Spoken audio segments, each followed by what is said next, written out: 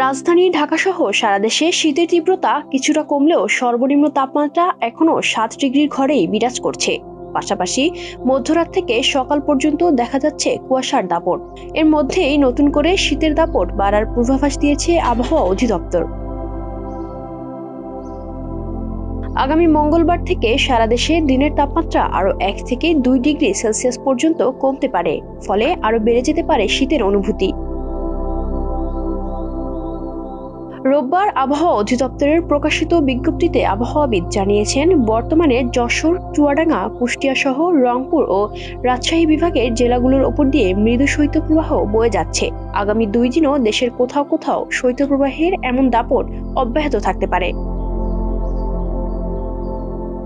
এছাড়া পূর্বাভাসে জানানো হয়েছে, রোববার ও সোমবার সন্ধ্যা 6টা পর্যন্ত অস্থায়ীভাবে আংশিক মেঘলা আকাশ সহ সারা দেশের আবহাওয়া শুষ্ক থাকতে পারে।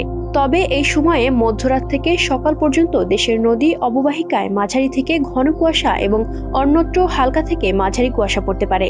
এর মধ্যে রোববার ও সোমবার সারা দেশে দিনের তাপমাত্রা প্রায় অপরিবর্তিত থাকতে পারে। তবে প্রথম দিন রাতের তাপমাত্রা সামান্য বাড়লেও পরদিন সারা দেশে রাতের তাপমাত্রা সামান্য কমতে পারে। এদিকে মঙ্গলবার সারা দেশে রাতের তাপমাত্রা প্রায় অপরিবর্তিত থাকলেও কমে যেতে পারে দিনের তাপমাত্রা। একই সঙ্গে বুধ ও বৃহস্পতিবার দিনের তাপমাত্রা আরও সামান্য কমার সম্ভাবনা রয়েছে। তবে এসব দিনে আবহাওয়া শুষ্ক থাকবে এবং কুয়াশার প্রবণতা বজায় থাকতে পারে। শনিবার সন্ধ্যায় পঞ্চগড়ের তেঁতুলিয়া ও চুয়াডাঙ্গায় দেশের সর্বনিম্ন তাপমাত্রা 8.3 ডিগ্রি সেলসিয়াস রেকর্ড করা হয়েছে। একই সময়ে ঢাকায় সর্বনিম্ন তাপমাত্রা ছিল 12.4 ডিগ্রি সেলসিয়াস। আবহাওয়া অধিদপ্তর জানিয়েছে, আগামী 5 দিনে দেশের আবহাওয়ায় উল্লেখযোগ্য পরিবর্তনের সম্ভাবনা নেই। Desk report, campus Times.